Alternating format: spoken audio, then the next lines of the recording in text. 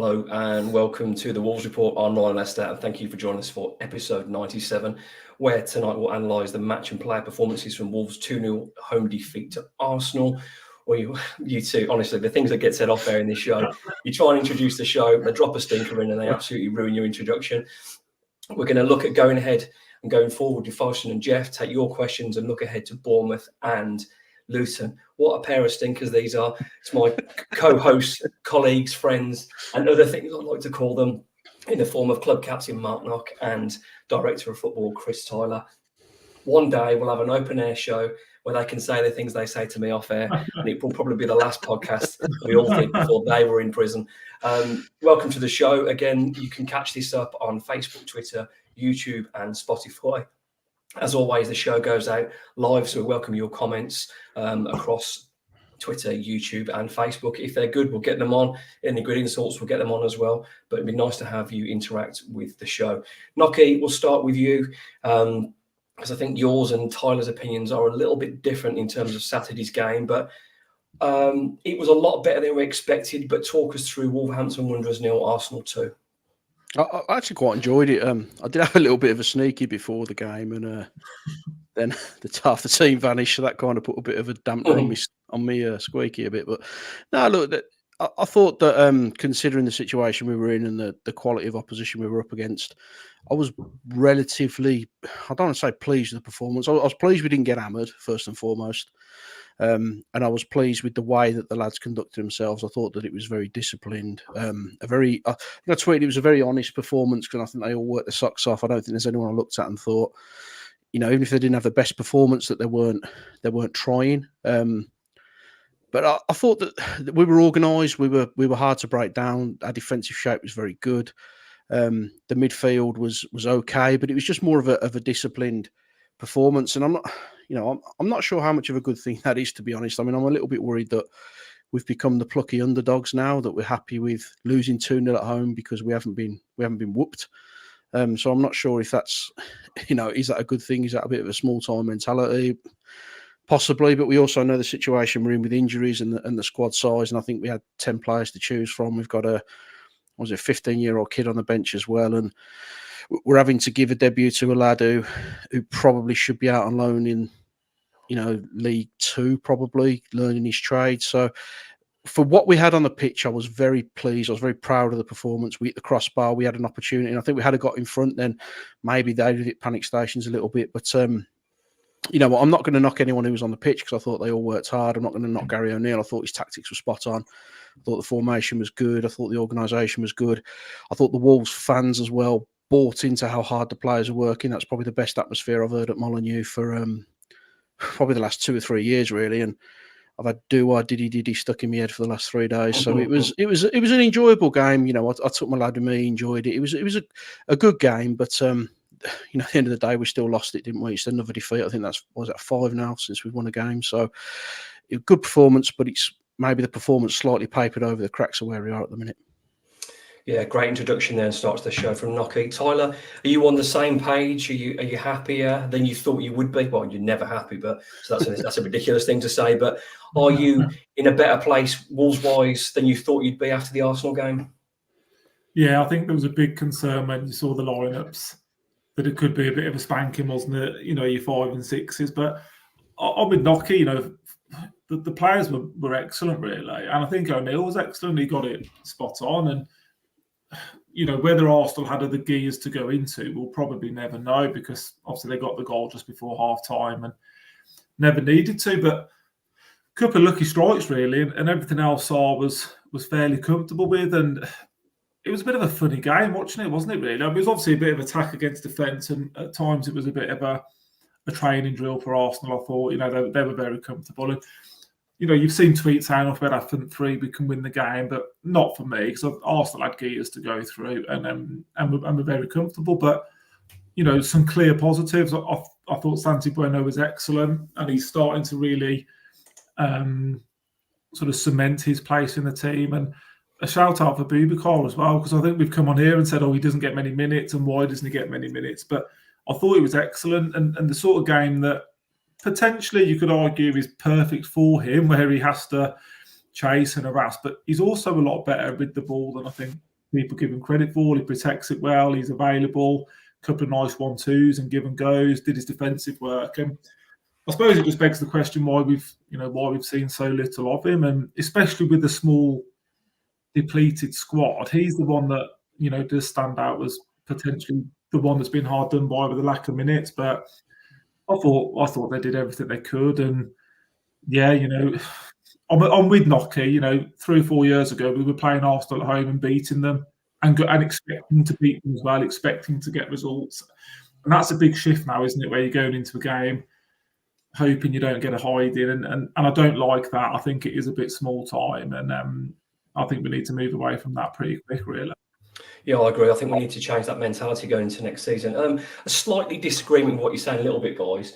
I do believe with a fully fit team, if you play with that style and keep it tight and counter like we did so well against Man City, like we did away at Spurs, I think we'll give a proper game. Do we still lose against a team that's lost in the Champions League quarter-final and is top of the Premier League? We probably do. But I think we get a bit of more of a game. And the thing for me that was, you could see it was glaringly obvious, despite some really good efforts, the defence in the midfield were perfectly fine. They were very good at what they did, tracking, pressing, really good shape. Got to the business end though, and we just didn't have anything there because we didn't have any quality. And that was the key difference. They riddled with fantastic footballers that can open you up left, right and centre. Wolves had a debutant and a couple of people out of position, and it was all right. But I do feel that, I think someone else mentioned this up here as well, I do feel like with a 100% fit Cunha and Hwang, well, I don't know if we'd have won, Paul, but I think we'd have given more problems, because Wolves have specialised in that tucking in, frustrating and breaking quickly and breaking the best teams down. So we'll never know, though. Hindsight's a wonderful thing. Thank you for being part of the show, Paul. I think just on that, mate, and you made a valid point, but I do think that they were playing at 60-70% of what they're capable of. I think if Wolves would have upped it, I think they could have upped it as well. And they were playing, they've had 3 games in a week. I think they knew they were in control of the game. They would have liked a second goal to kill us off, but I do think they had gears to go through, whereas I don't think we did. And I don't think the injuries were quite as bad as has been made out. I think Gary O'Neill looked at it and thought it's as close to as unwinnable game as we can probably have at the moment with the injuries we've got. So I think he maybe kept Ait-Nouri back, maybe kept Cunha away. I wouldn't be surprised if those players aren't available on Wednesday. I think it was a bit of a tactical decision, really. And if they had have all been fit, maybe we probably still would have lost the game. And then you've got tired players going into a game that, on papers, you've got much more of a chance of getting a positive result from. Going back about 15, 20 years ago, the 3 of us went to Man United. I'm not sure it was one of yours birthdays. Was it your birthday, Nocky or Tyler? It was someone's birthday. And went up, I think we'd won 1-0 at Spurs, and he changed the whole team. So we went to Man United, we booked days holiday, and then we went to Old Trafford to see Steph the chef up front, and it was the easiest 3-0 Man United had ever done. You should have been in front, though. George Friend put one over, didn't he, from about, well, he was on the goal line when he put one over. He's the only player out of that lot that's still playing now, isn't he? But with what you're saying now, I agree, and we'll only find out really what the damage is like on Wednesday evening, whether Cunha is back, because it seems 2 very unfortunate, very fast injuries. Now, they may be telling the truth, they may not be, but to have Semedo out and Cunha out like that quickly, and to rest Lamina, Ait-Nouri on the bench, it's a lot of changes, isn't it? So it could have gone wrong, but credit to him. I mean, who knows what happens? I mean, I only knew until I watched the replay that João Gomez, and I sit at that end as well, that João Gomez had sort of hit the woodwork. I didn't realise. I just thought the keeper would save it. So who knows what happens then? But like you said, they've got multiple gears. But credit to Gary for being brave. He's trusted. Yep. He's rotated. Wolves give a really good show of themselves. Yes, Arsenal had more gears to go through, Tyler, but it was by no means an easy game for them. They had to work for that. Yeah, the one thing that you can't fault this season is that we're always in games. I think we talked about it the other week. We're not having these silly 5-0, 6-0s anymore. We're always in games, and we were very much in that game. Very much is probably pushing it, but we were in the game at 1-0. At 1-0 to the 90th minute, you're in the game. Yeah. So I think that's one of the main positives this season. We took a few hidings last season and threw the towel in. Players genuinely gave it. Now at Brighton away, Arsenal away, City, but there's none of that this season, and that's because of what Nocky alluded to. They're bought into the manager, and you can see, tactically spot on, very good at what he does. Very well coached. He hasn't got the tools at the moment to do what he wants to do, but that's all self-inflicted. That's on us, nobody else. That's a Wolves problem. And I'll never ever use injuries as an excuse, because every team has them, and you've got to have players in a squad. I think we had off record, we said we want a squad of like 23, 24 pros, don't we? And we've got 18, I think we worked out, and 3 of those are goalkeepers of senior pros.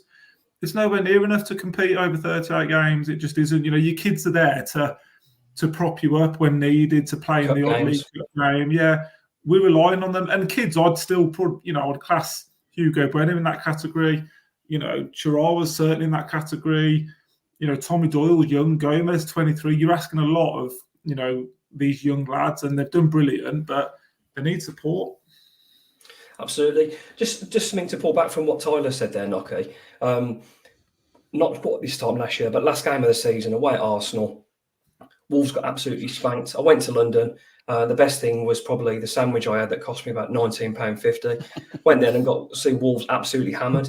Tyler's made a really good point. Wolves have a bunch of players who are bought into the manager, and they're all buying into each other. And I mean, it may happen between now and the end of the season, but Wolves are always in games. So Arsenal, I'd say, we're pretty much the same squad other than Declan Rice, us considerably weaker, yet we've pulled off a better performance and a better result under Gary O'Neill than Lopetegui.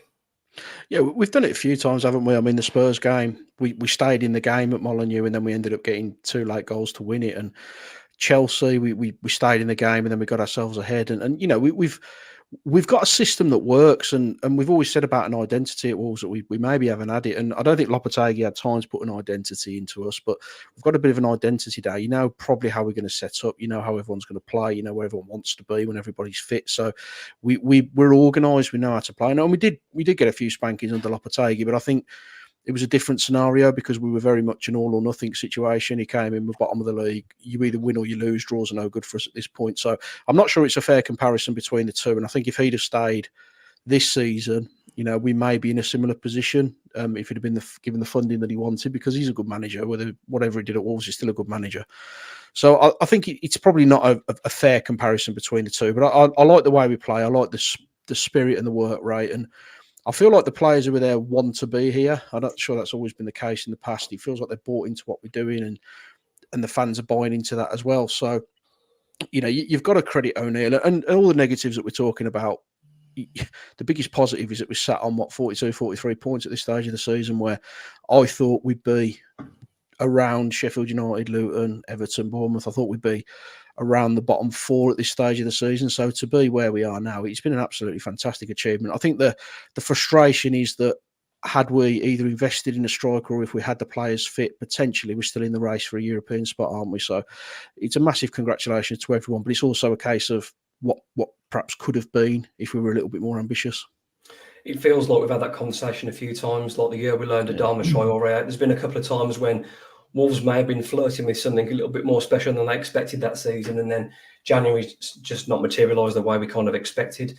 But we'll talk about that a little bit more in terms of going forward with Fosun and Jeff G. Talking about the goals, Tyler, the opening goal, they were putting us under pressure, but by no means was Sarr throwing himself around left, right and centre. Looks to me like he shanked it, but a goal's a goal. Oh, yeah, there's no doubt he shanked it. Could Doherty have been a bit stronger? I think so, maybe, in that first challenge, but you can't be too critical. It's almost worse, isn't it? You don't mind if they rip you apart. Just saying, let's hang on till half time. Hang on. That's what I said to my lad, get to half time. And then it was just like a flat fart when that went in, wasn't it? And it just took the wind out of them, didn't it?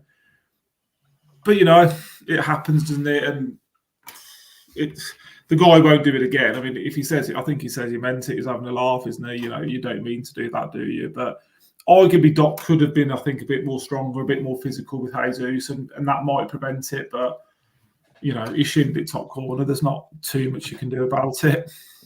Yeah, those kind of players seem to be able to score those kind of goals, whether they mean it or not. Trossard's a class player, regardless whether he meant it, top player. Second goal, Nocky, didn't look the best defensively, and I think Sarr's been caught out because I'm not expecting Odegaard to beat him from there.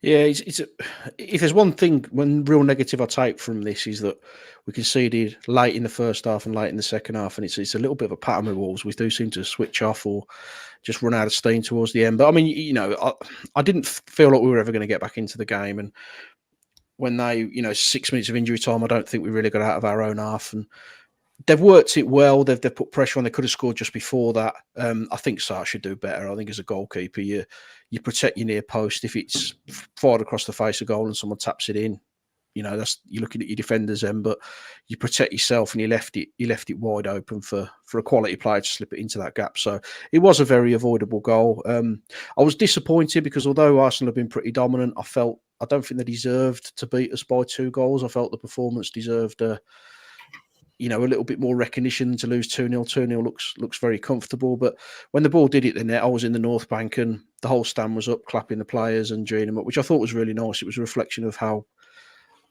appreciation, a little bit of appreciation for the supporters for the efforts that they put in. But it was an avoidable goal. The same as the first, I think that was avoidable as well. Whether he shanked it or not, you've allowed a player to do that inside the area. So both goals were disappointing. And as well as the back line have been, we're still conceding really soft goals, which is a disappointment. Absolutely. And here's a first for the show. Anne Hathaway and the Wolves report connecting. This is not something I thought would happen. Still with us says, I just saw Anne Hathaway celebrating that Trossard goal. I'm sure Anne will be texting Nocky again later on, so let us know what she says, Nocky. Blocked her if she's an Arsenal fan. That's commitment for you. Moving on to the player ratings. I'd imagine it's going to be a similar thing with lots of hard work. Nocky, you're still on talking about Jose Sarr.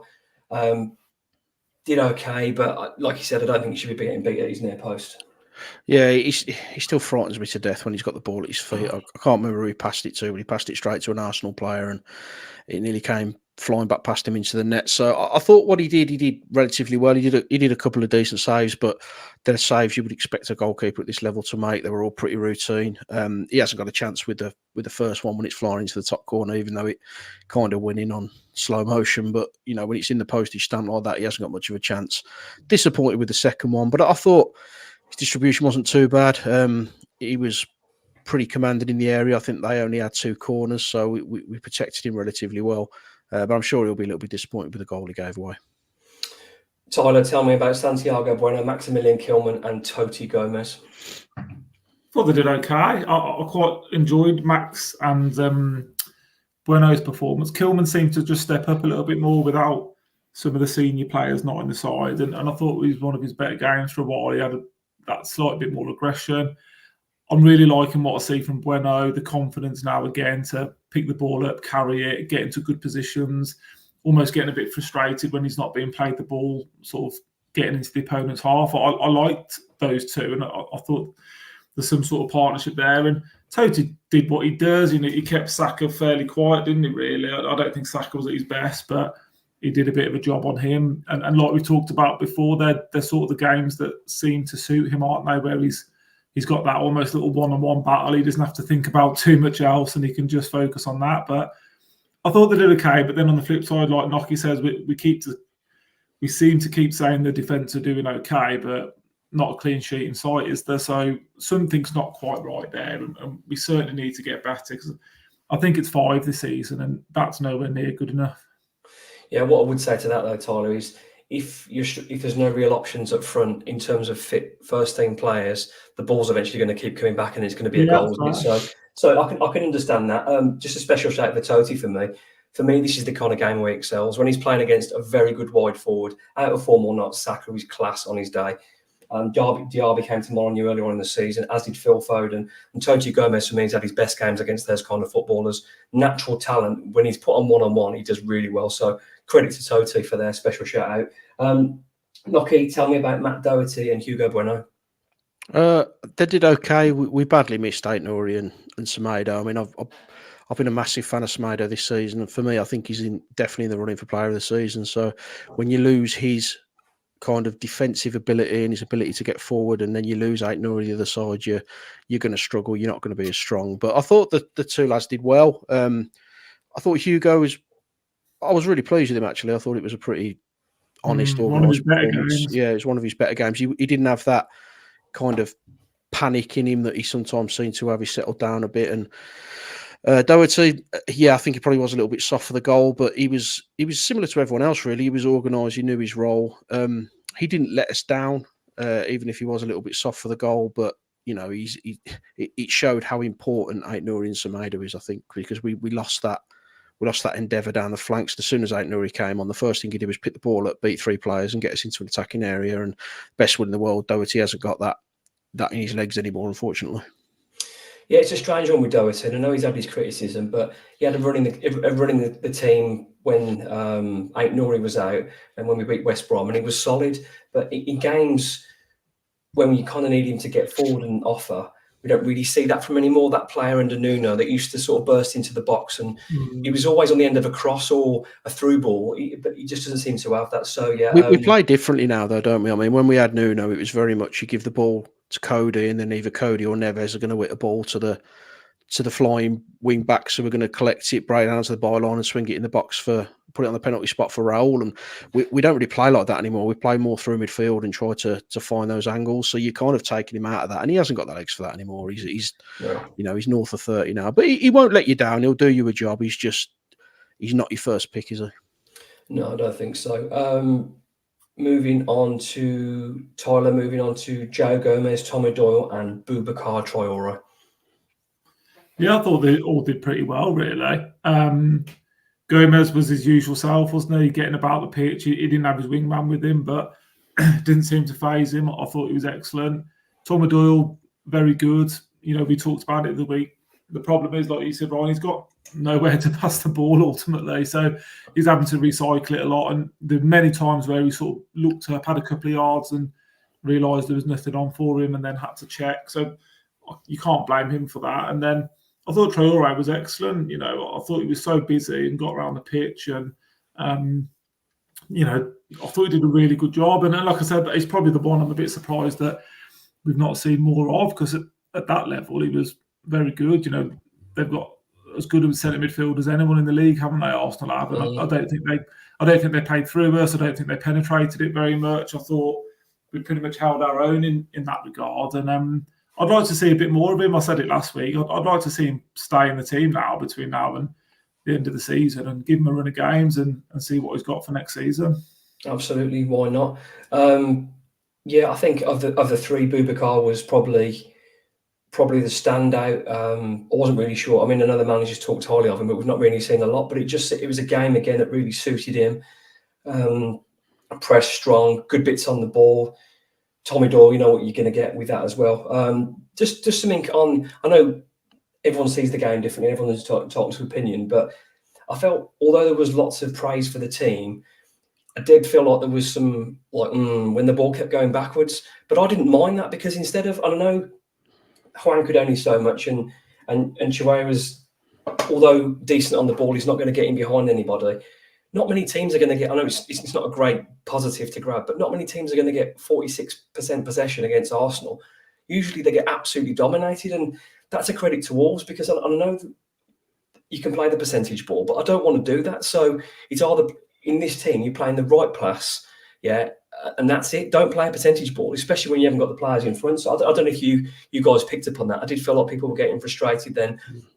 They were recycling again, but I was happy with that. And I think it's playing against a team who are that good. If you keep giving the ball back, they're going to punish you on the break eventually. So I was quite happy. Moving on to Herrera and Hwang Hee-chan Noki. I'll start with Hwang. I thought he did well. I thought he was busy. Getting back to his pain in the backside old self, isn't he? Where he's winding people up. He hits the deck for the smallest touch and tries to win fouls. And he just needs to Arsenal. He just needs to get that energy back, I think, and he's the match fitness that will come. But I thought he did relatively well. Traore was okay. I don't want to seem critical. I've seen him described as special. I've not really seen that myself yet. I think he's a lad with potential. I think he's a lad who could develop and he similar to Fraser. I think he'll certainly have a career. But I don't think we should put too much pressure on him too early by flying words like that round because I don't think he's in that position yet. He did okay. He had a couple of decent moments where he had the ball, controlled it out of his feet and laid it off pretty well.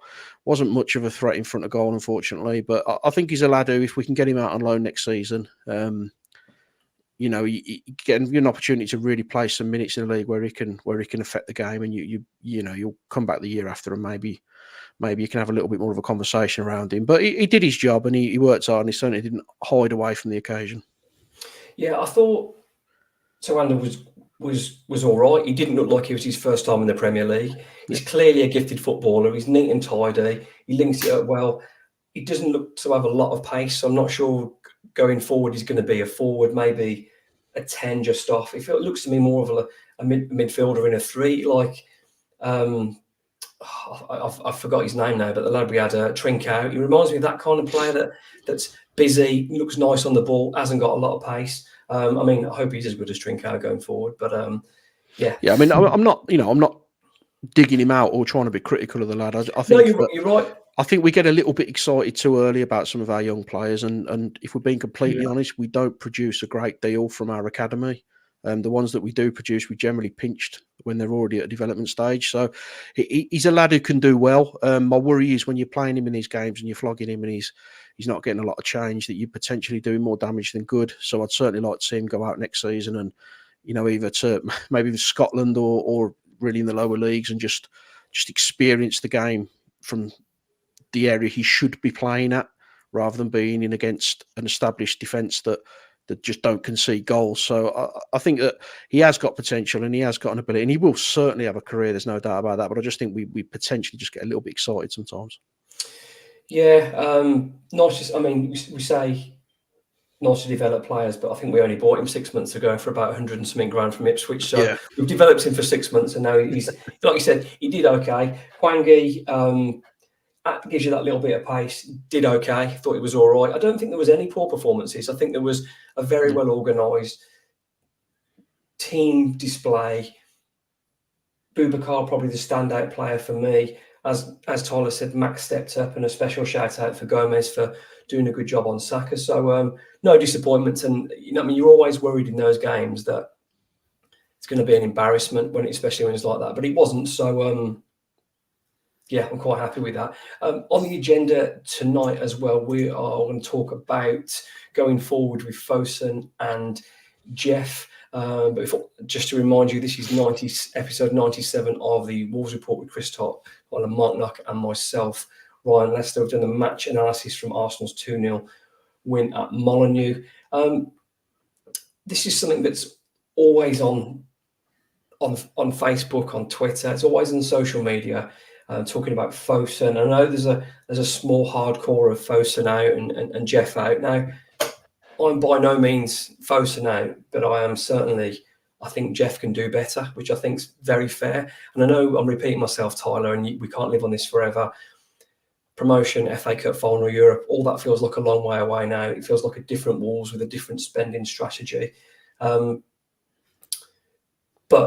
Nocky, our poor signings and bad decisions in the recent transfer windows over the last 2-3 years has really caught up with Wolves now.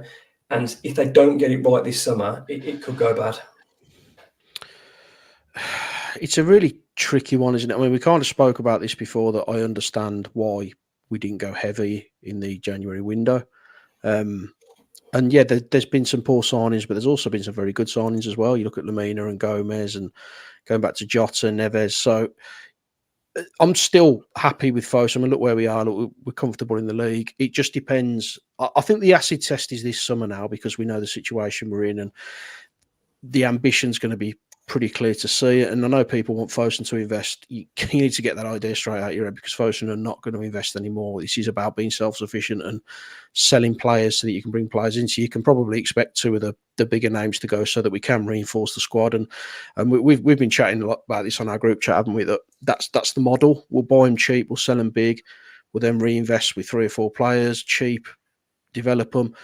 it's a similar model to what Southampton had, and they kind of, we know what happened to them at the end of it, because if you do get it wrong for that one season, you can be in trouble. And I think we've got a little bit lucky this year, because I think the league has been really weak. I don't think it's been a particularly strong Premier League, and no disrespect to Aston Villa, but I don't think any of the season they're in the top four, because I don't think they're all that good. In all honesty, I just think that the league and the teams around them are the next best. They're the next best, aren't they? There's 3 outstanding teams. Villa are the next best. So. Villa are the next best, and that, well done to them. That's a reflection on how well they've done. But my point is, I think it's a weak league, which is why they've got in this position. I think it's a weak league, which is why we're sitting halfway up it. I don't think it's the strongest league that we've had. So we need to improve the squad.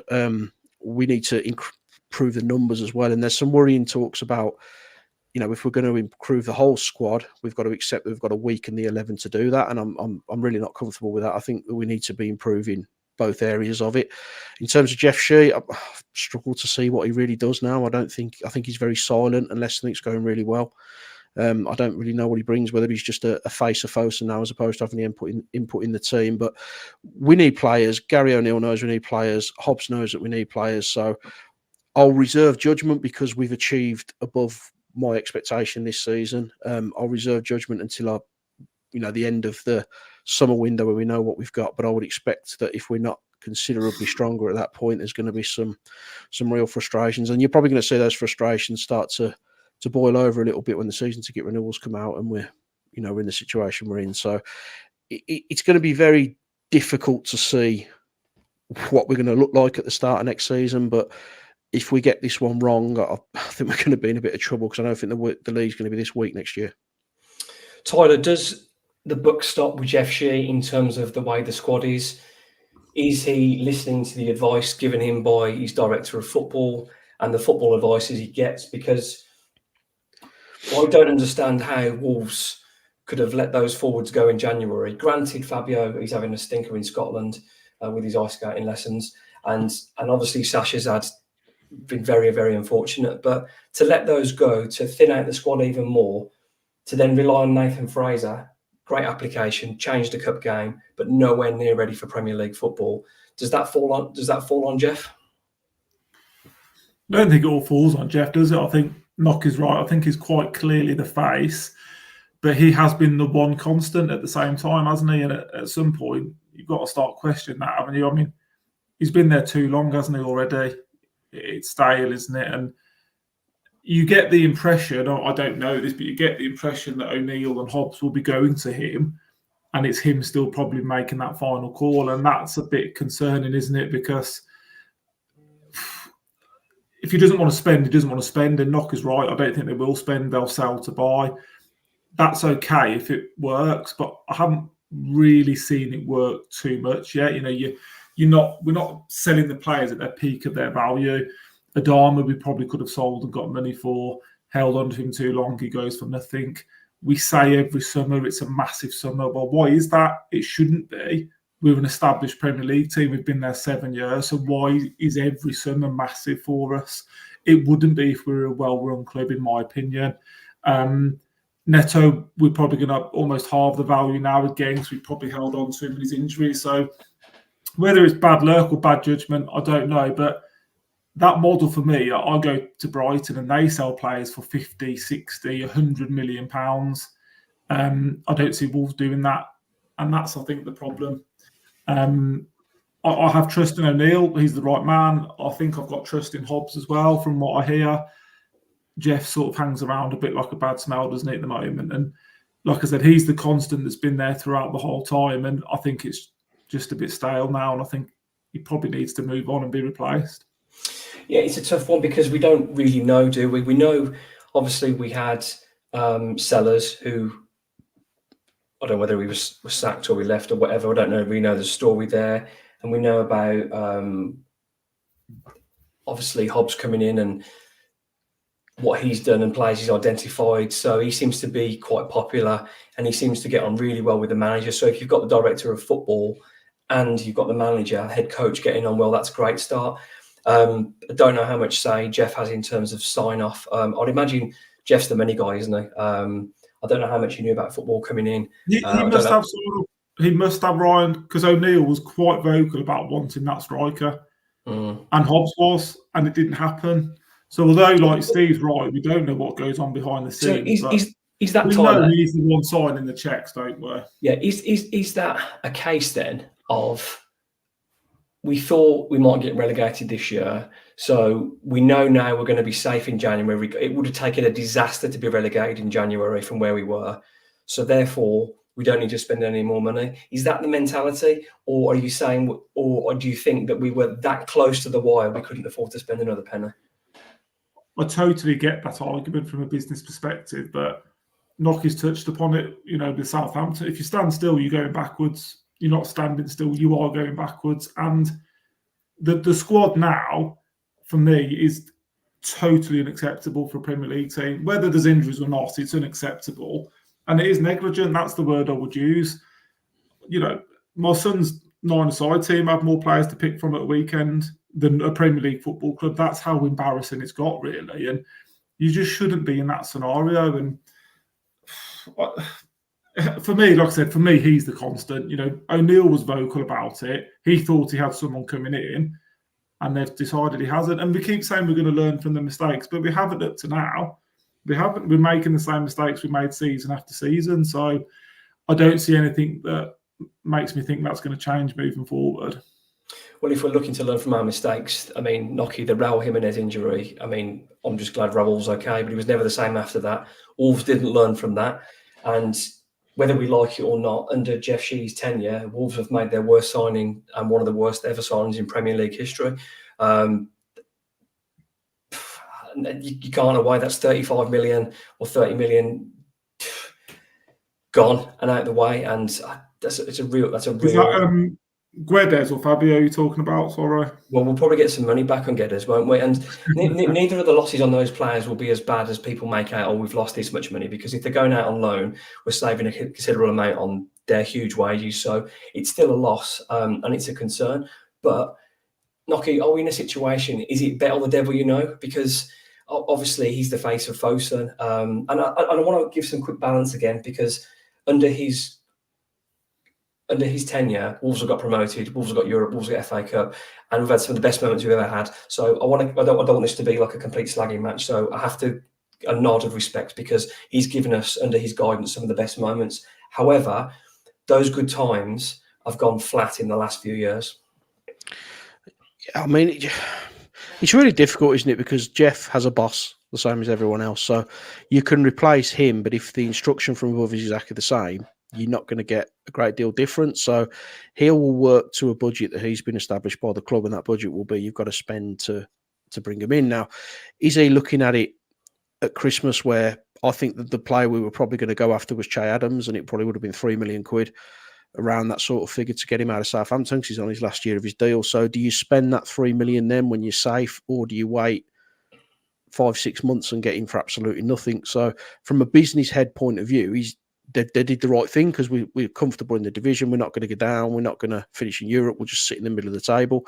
I think Fosun will be happy with that every season. I don't think they're too fussed about us pushing for top 7. I don't think they want us in a relegation battle, because the product is marketable in the Premier League wherever you are. It doesn't matter whether you're in the top 4. Obviously you're going to be more of a pull, but as long as you're in this division, you're marketable, you're going to make money, and you're going to push the brand. And as Fosun own us, we're pushing their brand as well. So there's no real transparency about what the long-term plan is for Wolves. We know that the stadium, they were going to rebuild the stadium, we were going to do this, we were going to do that, but nothing's really happened with that. And Molyneux's falling down. I mean, you go in there now and it just looks old, it looks tired, but nothing's kind of done about it.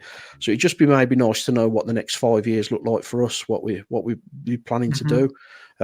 But I think it's pretty obvious that we're already planning for the next stage. You've got Noah Lamina who's come in. You've got Gonzalez who's come in. We're signing these young players. They're going to be your next bank that come through. That's fine. Yeah, and we'll subsidise that with, we'll sell Neto. We'll sell one of the other players, whoever that will be. It could be a defensive player. It could be a midfielder, whoever that'll be. I think there'll be 2 big hitters go. So we'll subsidise with some instant quality while we breed through the younger players. Then we'll clear out the next generation and we'll go again, and we'll try and build as we go. And that's kind of the model that we're going to follow now.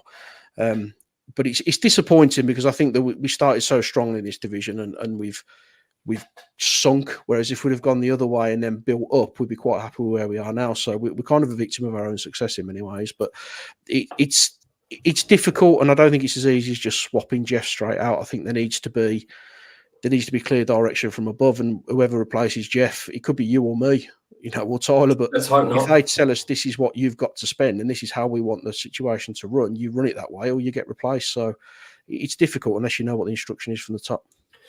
Absolutely, it'd be interesting to see. I mean, we never really know. I would only hope that Matt Hobbs and Gary O'Neill have the majority of football decisions, along with their scouts and their technical people around them. And Jeff, obviously, he's the one that's deciding the budget, what we need to make.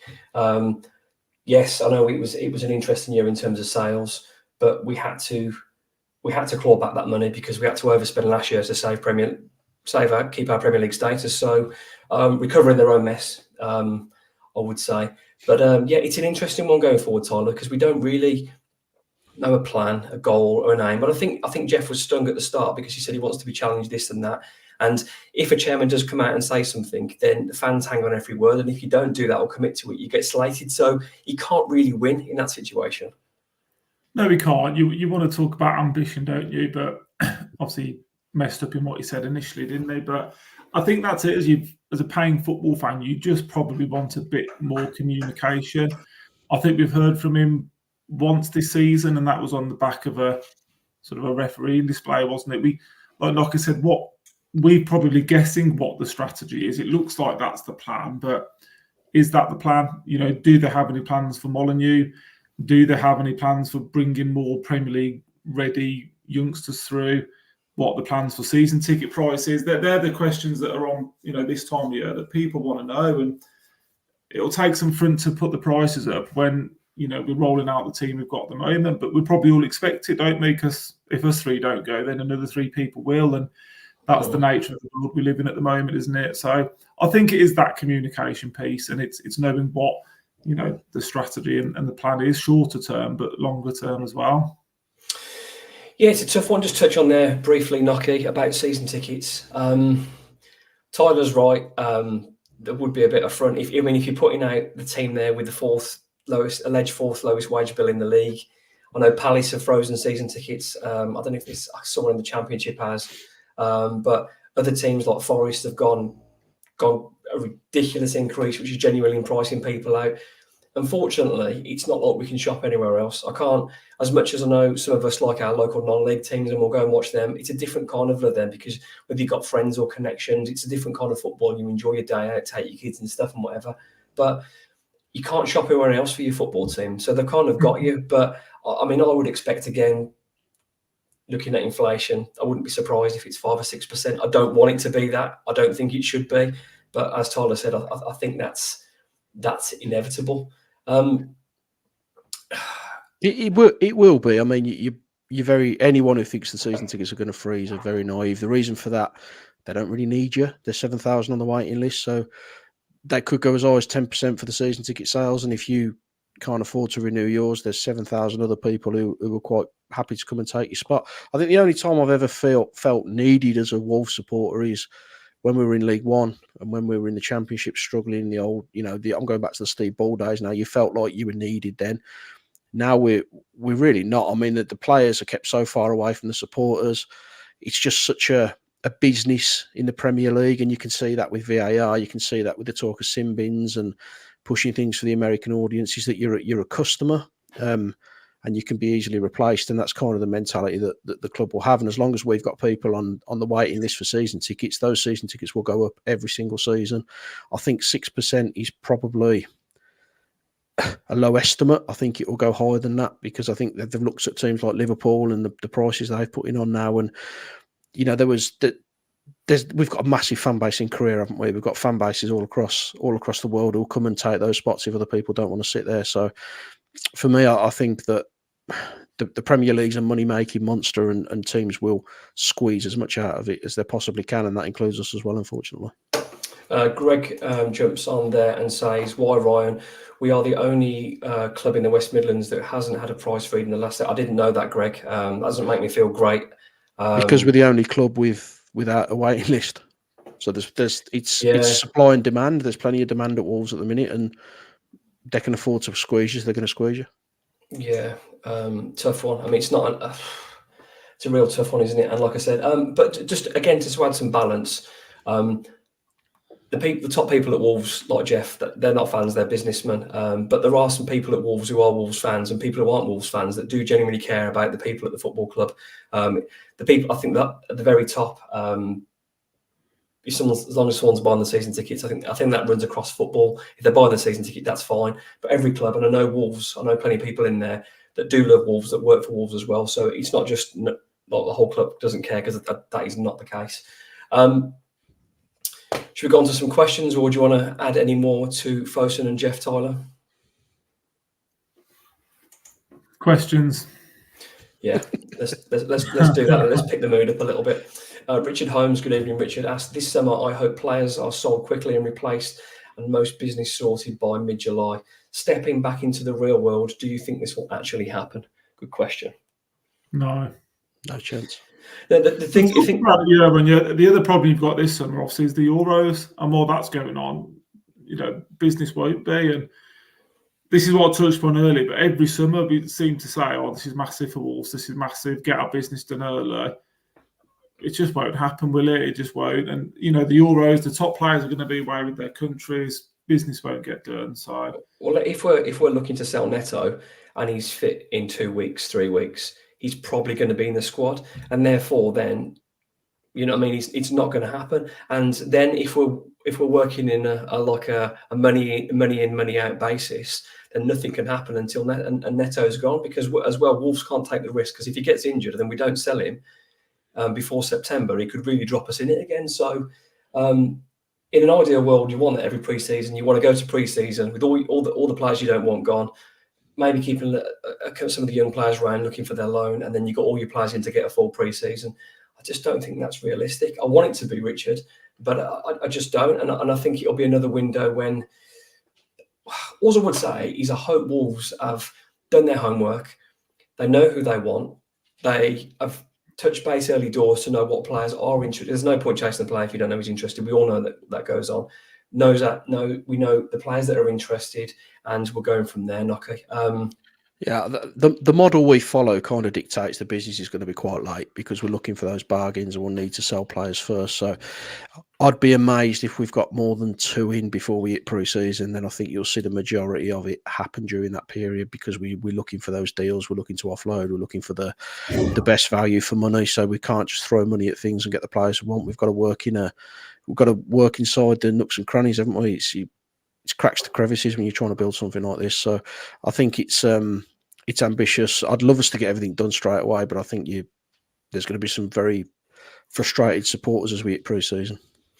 Absolutely. I think it's almost impossible, and you're right, because as well we're going to be wanting to get the best price for Neto, and if Portugal go deep into that tournament, he isn't going to be going anywhere until late. I think it's the finals around usually the 11th or 12th of July. So, and that you're deep into pre-season then, aren't you? So, yeah, Richard, thank you for your question. I just hope, though, just finally on that, we've seen that with the South American market, what Brighton have done and what we've done with João Gomez. I hope we are looking at that again and doing some more, because there seems to be some real value. And now, I know it's not 100% strike rate. Obviously, Fernandes was playing a different level of league. He could be one for the future. Hopefully he is. But João Gomez looks like the best 13, 15 million pounds Wolves have spent in a very, very long time. Hopefully more of that. Richard, thank you for being part of the show. Carl White has asked, with Gary O'Neill bringing in Wes surname for the Arsenal game, do you think we'll now see more players like him coming into the first team picture between now and the remainder of the season? Tyler? I don't think so. You guys seem to think we've got a couple of players coming back for the next 2. I don't think so. I think the kids that are on the periphery are there or thereabouts, aren't they? But I think we talked about it. But what have you got to lose in playing them? And it's a fine line, isn't it, between it almost being a bit of a publicity stunt and then them being good enough to actually get minutes, isn't it? And I think you've got to be realistic about that, and you've got to manage them. And Fraser's a prime example, isn't it? He came into the side, he made an impact at Brentford, he was all guns blazing, and now he's not being looked at, is he, when we haven't even got a striker? So you've just got to be so careful with these players, and I'd still rather they were learning their game in the level that they should be, really. I think as well, if the players in and around, we'll back whoever's there. I mean, we had a very makeshift team on Saturday night. We backed them, and we came out reasonably satisfied, well, very satisfied with the effort, and accepting that it wasn't a pace team, which was good. I don't see a Gary O'Neill team taking their foot off the gas and just plodding to the end of the season. These players don't strike me as those type of players, and he doesn't strike me as that type of manager. What's a Premier League place worth? Is it like 2 million per place? So, you know what I mean? The further you're sinking down the table, the smaller your budget will be for the summer. So surely he'll know that as well. So a couple of places could be the difference between like an extra 2 million, an extra £6 million. So there's an incentive as well. But not only that, these players are going to be playing for their place next season, and some of them are playing for a summer move as well. Carl, thank you for your question and being part of the Wolves report. I think Bobby's taking the mick here, but we'll say it anyway. If Forest go down, could we bid for their promising English midfielder Morgan Gibbs-White? Might be worth a punt. Wolves have a 10% sell-on clause for any profit made on that deal. So if, as been talked about, he goes to Spurs or to Newcastle for 50 million and Wolves have received 30, that's an extra £2 million for Wolves from that 20 million profit. So yeah, I don't think Morgan Gibbs-White would come back to Wolves, and I don't think after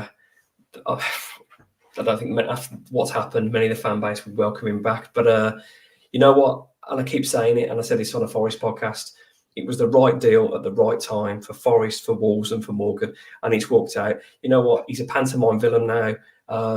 When he comes, he's going to get some grief, and that's the way it should be. Any of the other stuff that I've seen on social media, totally unacceptable. We can do far better than that. Keep it banter, keep it clean.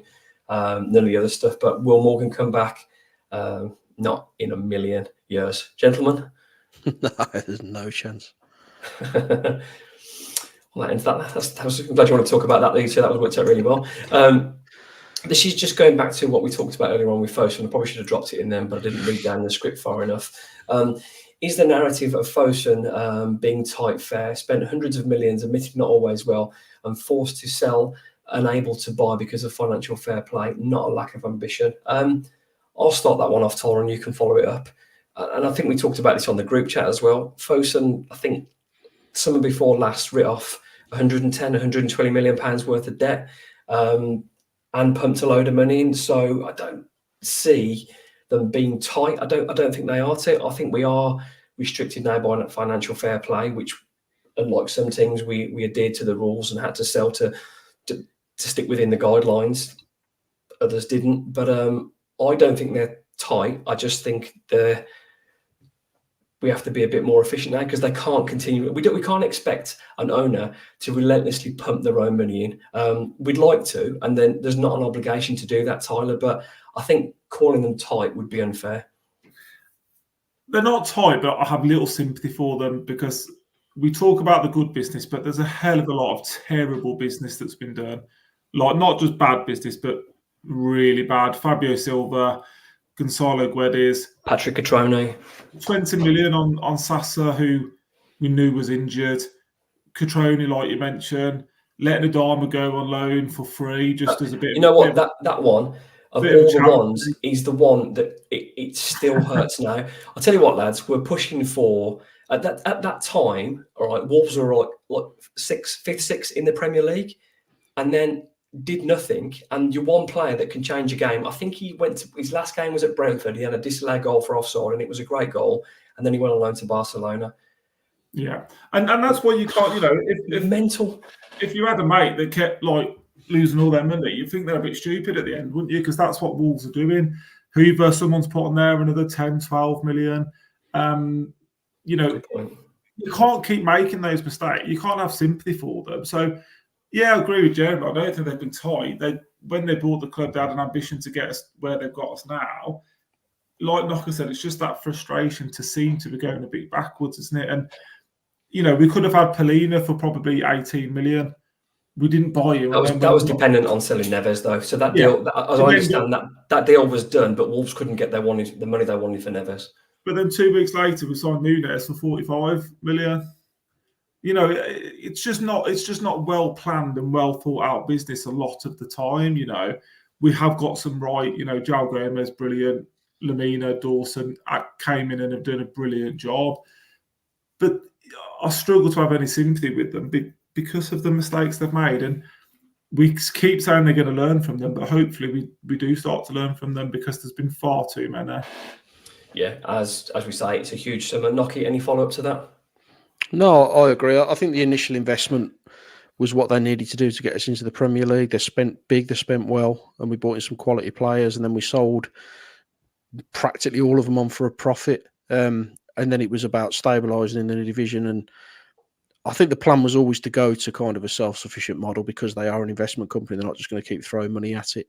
And in the whole, I think they've done well. I know people will want Fosun out. They want a billionaire investor to come in from Saudi Arabia, but you've got to have a little bit of context to where we were. And I don't like looking back and saying we were a League One team or anything like that, but where we are now, and since they've been in the team, I think we've had one real flirt with relegation, which was last season. Other than that, we've always been very comfortable in the division. So sometimes it's a case of be careful what you wish for, because if we did lose Fosun and you bring in some of these other cowboys that are flying around, you don't know where you're going to end up. But I also think there needs to be a clear strategy of what we're going to do going forward, because the self-sufficient model does frighten me, because I think it works when you're getting your João Gomez's and you're getting those players through, but you only need one season where it doesn't work, you're relegated, and then it can be a very long way back. So a little bit of perspective I think is needed, but also a little bit of ambition and a bit of hope for us as well. We want to know that the club's moving in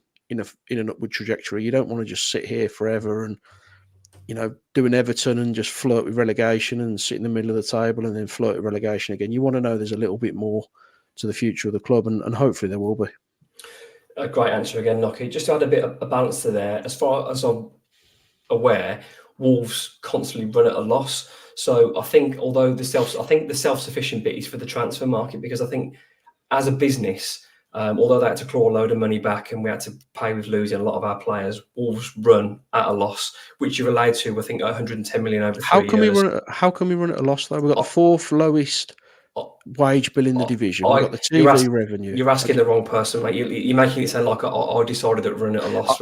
No, I'm not questioning what you're saying, but I don't understand how we can be running at a loss when we've got, when the wage bill is so low and when we are bringing in these players and you get all these millions of pounds coming in from TV revenue. It doesn't sit right with me that we could be running at a loss. I just don't see where that loss is. I mean, I'm not a businessman. I don't claim to be, but that doesn't feel right to me that we could be running at a loss. Maybe someone can explain it and put it right to me, but I don't see how that's possible.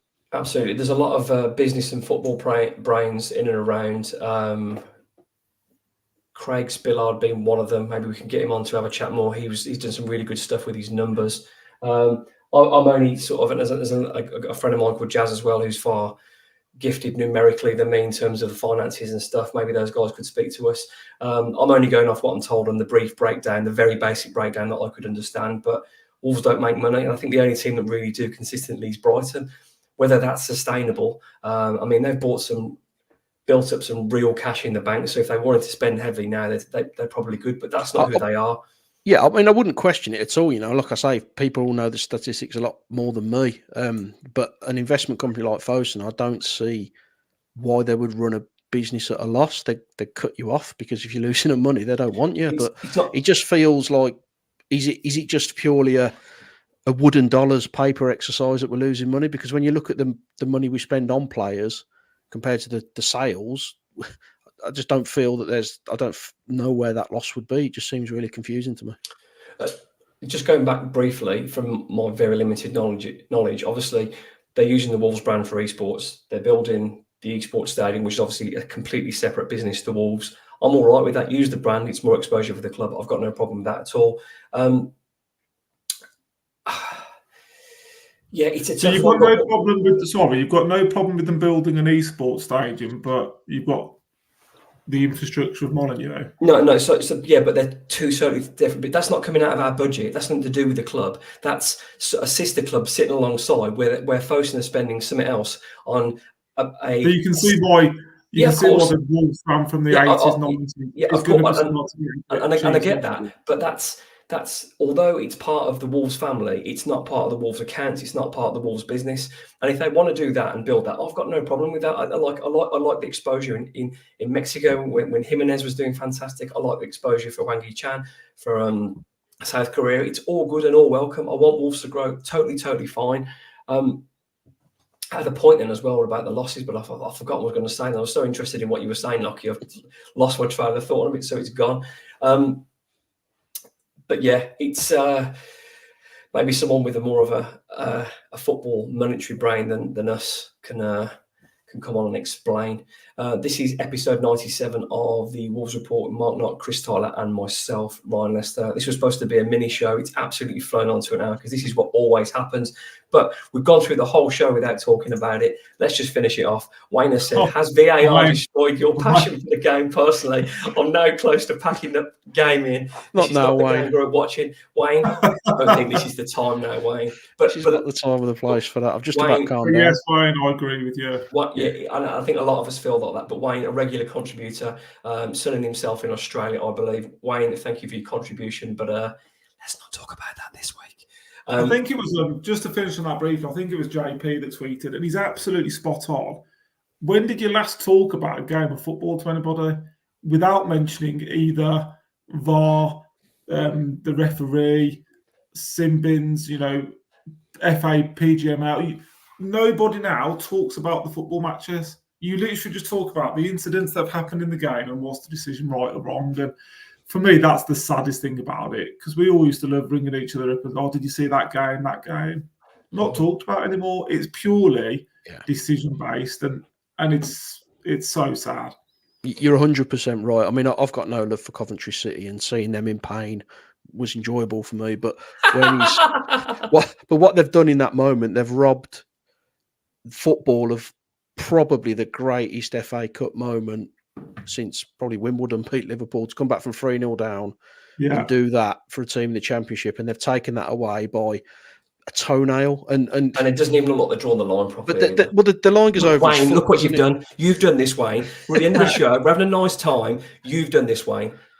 But you look at it, I mean, the line goes over his foot. I mean, there's no exact science to exactly when that ball's being released. So you're talking milliseconds, which make all the difference to a position of a player's foot. So it's these attempts to sabotage football. Someone put a great message me the other day about this, and there was a great tweet about football being the only sport that continuously tries to commit suicide. And it does. It's trying to kill itself all the time with these stupid rule changes. And no one would have batted an eyelid if that goal was given. It would have just been a fantastic moment. And to take that away from you because of a toenail beat, because he's got bigger feet than you. I mean, I just think that's horrendous. So in answer to Wayne's question, it's just daft. But to answer his question, it's taken a lot of my love from the game. I don't love football the way I used to love it. I mean, I always love Wolves. They're a part of who I am, and I couldn't live without them. But I don't love the game the way that I used to love it now, and I don't watch football on telly half as much as I used to, because I'm just sick of the referee being front and centre all the time. Nice one, Wayne. I've got to look at Nokia's texting me for the next 2 days now, talking about your question. We're at the end of the show. We've got 2 home games coming up. Bournemouth at home on Wednesday evening and Luton Town on Saturday afternoon. Noki, I'm with you. I think the team will look considerably different on Wednesday than it did against Arsenal. I'm hoping for some miraculous recoveries from Nelson Semedo and Mateus Cunha. Maybe Aït-Nouri starts as well, and then Wolves start looking a little bit like themselves. Tyler, are you in agreement with that, or do you think these guys we're going to be seeing a similar sort of team? I'd hope my manager's coming out and telling the truth. So if he's told me Cunha's a couple of weeks away, I'd expect him to be a couple of weeks away. Didn't he say 1 to 2 weeks ago away, and that'd be a week and a half since he was injured? Wow. Yeah, maybe, but I don't think you'll see him. Hopefully Semedo, but again, if he's got a calf strain, it's not one you just sort of jump out of bed and go straight back playing again. So Aït-Nouri is the one that you think could probably start. Wang's got more minutes in the tank. You think Sarabia will come back in. You think Lamina will come back in. The back three is probably the same, isn't it? So I worry about Wednesday. I think Bournemouth are a good side, and I think that causes a lot of problems. And they're playing nice football. They're attractive on the eye. They've got a top striker in the team. personally, I think they'll have too much for us. We'll do a prediction round then on the Bournemouth game, Nocky. I've got a sneaker. 3-0 Wolves, and I think God. I think Cunha will start, and I think he'll score. Tyler, we only had 3 shots on target in our last 2 games, but yeah. I can feel it in my water, mate. No clean sheets, no strikers, but yeah, 3-0. He's got to win somewhere. Got to live it. And Wayne's questions absolutely destroyed Nocky. He's lost his head completely. God, look, he's doing so well at his goal. Mate, we're in the battle for 14th now, aren't we? So that's what I'm focusing on. Tyler? It's more because I've got a couple of bets on with you, Ryan, that we won't win another game and that Bournemouth will finish above us. So nice. I think they'll just come and play with the freedom. And I don't think we've just got enough up top still. So I think 2-1 to Bournemouth. Big Solanke. Big Dom wrecking Wednesday afternoon. On to Saturday then when we play Rob Edwards Luton. You haven't said you 1-0 Cunha yet, though. You've done it for me. Thank you very much. He doesn't need to now, so it's in the... That's it. Even when he's not playing anymore, that's going to be my prediction. Just hoping something happens. Saturday afternoon at Molineux, Luton Town. Now, it's a really interesting battle at the bottom of the Premier League. So, yeah, it's going to be an interesting game. I think Luton, on Saturday, they look like they're out of gas against Brentford. That's a bad result at home. Brentford in a bad run of form, and Brentford just pumped them. So whether Luton are gone, I don't know, but that's the first time they've been properly slapped this season. But Wolves are the Robin Hood of the Premier League, but we haven't robbed from the rich recently, so we can't give to the poor. So hopefully Wolves can go on Saturday afternoon and Wednesday and win. I'm going to go with a 2-0 win and Toti Gomez on Saturday. Let's throw it out there. Gentlemen. It's going to be back-to-back wins, 4-1 to Wolves. What the hell's going on? 7 goals in 4 days. I also fancy Totti from a corner. Bosh, have a bit of that. Wayne's absolutely ruined Knocker. Tyler. 1-1. Oh, Sarabia. I mean, I'm going to both those games. Honestly, Tyler, this is going to... I don't want to go now. Stink in the place. So this has been episode 97 of the Wolves Report. Thank you to Mark Knott, Chris Tyler. I've been your host, Ryan Lester. Look forward to speaking to you on Sunday evening when Wolves will come back with 6 points and 7 goals. Up the Wolves.